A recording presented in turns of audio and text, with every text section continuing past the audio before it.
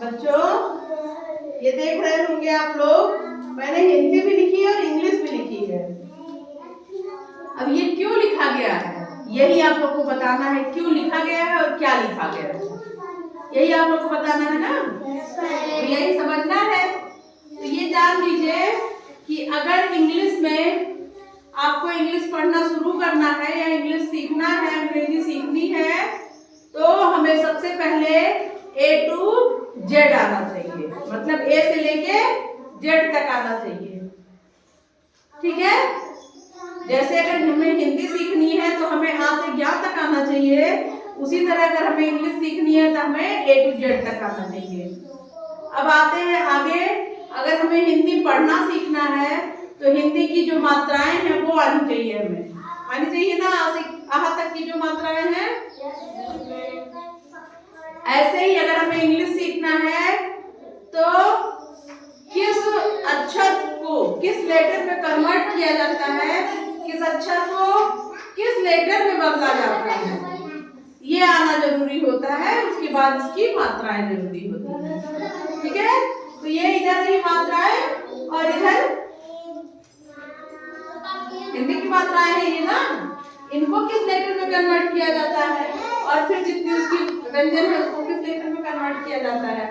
अब सभी को हम लोग जानेंगे ताकि हम इंग्लिश पढ़ने की भी शुरुआत एक अच्छी शुरुआत कर सके और आसानी के साथ, सहजता के साथ हम उसको पढ़ सके। तो आइए देखते हैं, ये आप लोग देख रहे हैं क्या लिखा है। आ रहा समझ में क्या लिखा है। अब आ इ ई उ ऊ री ए ओ अ आ। फिर इधर लिखा है क ख ग घ अंग, च छ ज झ ञ, ट ठ ड ढ ढ़, त थ द ध न, प फ ब भ म, य र ल व स। कौन सा सा है, षटकोण वाला सा है, और इसको क्या कहते हो, चिरुका वाला सा। हाँ, षटकोण वाला सा, सपेरा। इसको सा सा सा भी पढ़ सकते हो, लेकिन ऐसे जानो ये षटकोण वाला सा है, ये सपेरा वाला सा है और ये संगम वाला सा है। ठीक, उसके बाद है ह छ त्र ज्ञ। अब ये तीन ज्ञ के बाद हमारे पास तीन वो बचते हैं, एक स्रा बचता है, एक हड़ा बचता है और एक घा बचता है, जिसके नीचे बिंदी लगी रहती है। इतना हमको सीखना है। ये तो हमने हिंदी के पढ़े, अब इनको हमको इंग्लिश में अगर पढ़ना हो तो हम कैसे पढ़ेंगे। ठीक है, क्योंकि इंग्लिश तो इंग्लिश में ही लिखा होगा, उसमें A to Z ही तो मिक्स करके लिखे जाएंगे, तो हमको ABCD आती है। अब मानिए हमें ABCD आती है तभी हम इंग्लिश पढ़ेंगे, ठीक, तभी तो हम इंग्लिश पढ़ना चाहेंगे, तो ABCD सीख लेंगे। अब देखिए, छोटे आ को A पढ़ते हैं, बड़े आ को डबल A पढ़ते हैं, ई को छोटी ई जो है उसको I पढ़ते हैं, बड़ी ई को डबल ई। हमें जान लो यहाँ हमने ई लिखा है ना, आप समझो छोटी ई की मात्रा लगती है उसको I लिखते हैं, जहाँ बड़ी ई की मात्रा लगती है वहाँ क्या लिखते हैं, डबल ई। जहाँ छोटा ऊ की बात आती है वहाँ यू लिखते हैं, और जहाँ बड़ा ऊ की मात्रा आती है वहाँ डबल ओ लिखते हैं। ऐसे ही जहाँ री लिखा जाता है वहाँ RI लिखा जाता है, री की मात्रा जहाँ लगती है, ए की मात्रा जहाँ लगती है वहाँ ई लिखा जाता है। ए की मात्रा के लिए AI होता है और ओ की मात्रा के लिए ओ होता है, अ की मात्रा के लिए AU होता है और अन की मात्रा के लिए AN होता है, आ की मात्रा के लिए AH होता है। अभी आप यहाँ से पढ़ेंगे, जब यहाँ का अक्षर लिखा हो उसके लिए के लिखा जाता है, जहाँ खा लिखा हो वहाँ KH लिखा जाता है। आप बिल्कुल कंफ्यूज ना होइएगा, कहीं कहीं इसको KA लिखा होता है, इसको KHA लिखा होता है, लिखा होता है KHA, इसको GA लिखा होता है, इसको GHA लिखा होता है।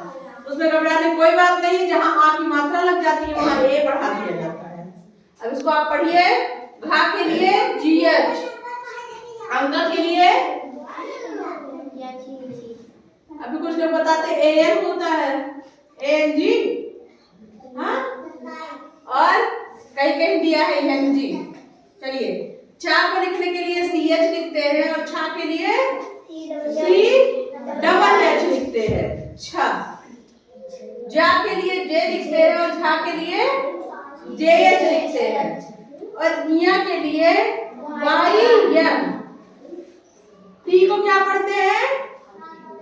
क्या को टी पढ़ते हैं और टी को टा पढ़ते हैं, ठीक। ठा के लिए क्या लिखते हैं? TH। ठा के लिए हम लिखते हैं TH, और अड़ा ये तो है डा, डा के लिए डी और ढा के लिए TH। देखो ढा बोलोगे तो हा आ रहा है ना, इसीलिए एच लिखते हैं, क्योंकि हा को एच लिखा जाता है ना, तो जैसे ढा बोलोगे तो हा आ रहा है, इसीलिए एच लग जाता है, TH हो जाता है। अड़ा के लिए यम हो गया, टी के लिए ता के लिए टी हो गया, था के लिए TH। देखिए अब यहाँ भी TH है और यहाँ भी TH है, क्योंकि ये छा के लिए है और टी ता के लिए और किसके लिए है? ये देखो टी यहाँ टा के लिए है और ता के लिए है, दोनों के लिए, इसीलिए ठा को और ठा को TH पढ़ा जाता है। अब आइए दा पे, दा को लिखने के लिए हमें डी लिखना पड़ता है, धा को पढ़ने के लिए DH और ना के लिए यद होता है। अगर कहीं पा लिखा है उसको पढ़ने के लिए पी लिखेंगे और फा को पढ़ने के लिए PH लिखा जाएगा। आगे आते हैं तो देखते हैं बा बी से और भा BH, बा और हा मिलाते हैं तो भा हो जाता है, इसीलिए ये BH हो गया। माँ के लिए यम, या के लिए Y और रा के लिए R। देखिए आप ही लोग में से आप देखिए किसी का नाम माँ से शुरू होता है तो उसके लिए M लगता है। अब देखो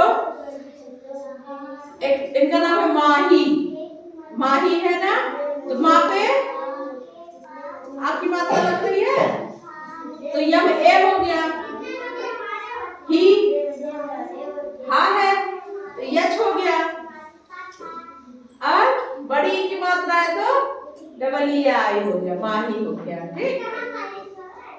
देखिए रा से आर होता है और ला के लिए यल होता है, वही वा के लिए VH VW हो गया, और सा संजय वाला सा और षटकोण वाले सा दोनों के लिए SHA होता है। यही सपेरा वाले सा को केवल यस से लिखा जाता है। हा पे जब हम आते हैं तो हा के लिए एच लिखते हैं और छा के लिए KSH लिखते हैं। छा जो है ये संयुक्त अक्षर है, दो अक्षरों से मिलकर बना है, 2-3 अक्षरों से, इसलिए इसको KSH लिखते हैं। वहीं इस छा को CHH लिखते हैं। ये छा से छाता है और ये छा से क्षत्रिय है। त्रा के लिए TR होता है और ज्ञा के लिए क्या होता है? JN होता है। अभी ये 3 चीजें और बचती हैं। ये डा है आपका और ये ढा है, इसके नीचे जो बिंदी लगी रहती है, इसके नीचे जो बिंदी लगी रहती है वो अलग अलग चीजें हो जाती हैं। यहाँ सा के लिए SRI लिखा जाता है, SRI लिखा जाता है, और कहीं हमको श्री लिखना हो तब क्या लिखा जाएगा? श्री के लिए क्या लिखते हैं? देखो श्रा है ना, कहीं हम लिखते हैं किसी बड़े का नाम लिखते हैं तो हिंदी में श्री लिखते हैं आगे, तो ये श्रा है, यस यच आ, ये श्रा हो गया। इसमें बड़ी की मात्रा लगी है तो बड़ी ई की मात्रा के लिए डबल ई, SHR ये श्री हो गया। बन गई स्पेलिंग श्री की, तो SHR श्री का होता है, और इसके लिए आर है और ढा के नीचे जहां बिंदी है वहां RH है। आ रहा समझ में? इसको हम लोग को क्या करना पड़ेगा? याद करना पड़ेगा, याद करना पड़ेगा। अब देखिए कहीं किसी का नाम बनाना हो तो कैसे बनाएंगे आप बताइए?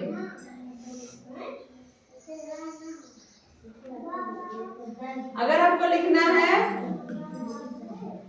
पवन, क्या लिखेंगे?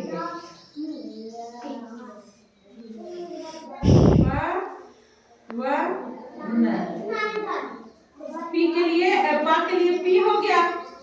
पा बोलने पे आ रहा है, मात्रा नहीं आ रही है, एक खाली आ रहा है। किसी अक्षर को मतलब कोई व्यंजन है उसको बोलने के लिए स्वर की सहायता लेनी पड़ती है। तो पा के साथ आ बोल रहे हैं ना पा, तो ए होगा। ए होगा। वा के लिए क्या होगा? P A W A N. Pawan क्या होता है? पवन किस पहले? पवन बताइए,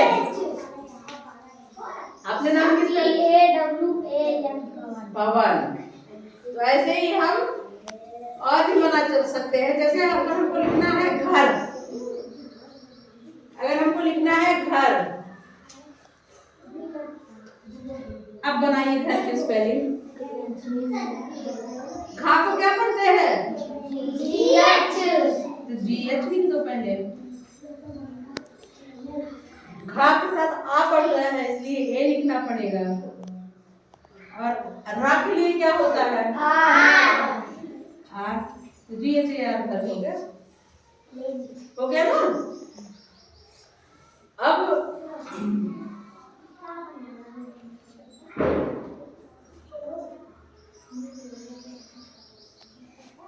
अगर हमको लिखना हो टमाटर,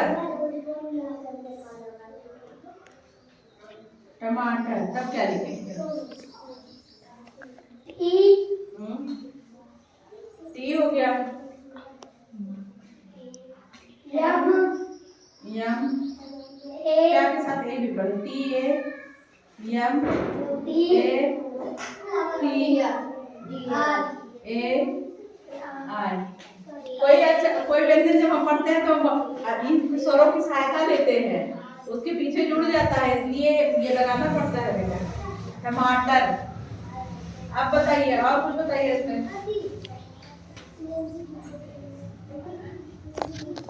इंग्लिश पढ़ना चाहते हैं, इंग्लिश में भी थोड़ा बहुत सीखना चाहते हैं, शुरुआत थोड़े से ही की जाती है। आपको ए से जेड तक आता है और इसको भी आप लोग सीख रहे हैं धीरे धीरे, तो इसको आप याद करना शुरू करिए। जैसे इसको आपने याद किया है वैसे इसको भी समझना शुरू करिए। फिर जब इसको आप समझ लेंगे तो हम छोटे छोटे नेम्स बनाएंगे, छोटे छोटे स्पेलिंग बनाएंगे, उसी से सीखना शुरू करिए। फिर आपकी इंग्लिश की बुक है उससे पढ़ा जाएगा। और उम्मीद है कि आप लोग जिस तरह से हिंदी सीख पाए हैं उसी तरह से आप इंग्लिश भी सीख पाएंगे, लेकिन अगर उसमें मेहनत करनी पड़ेगी, पढ़ना पड़ेगा आप लोगों को। तो अगर आप लोग तैयार हैं तो हम लोग इंग्लिश भी पढ़ना शुरू करते हैं। और उसके लिए पहले आप लोग ये सीखेंगे, इसको याद करिए, नोट डाउन करके याद करिए। उसके बाद से हम लोग इंग्लिश पढ़ना शुरू करेंगे। मिलते हैं अगली कक्षा में, तब तक के लिए धन्यवाद।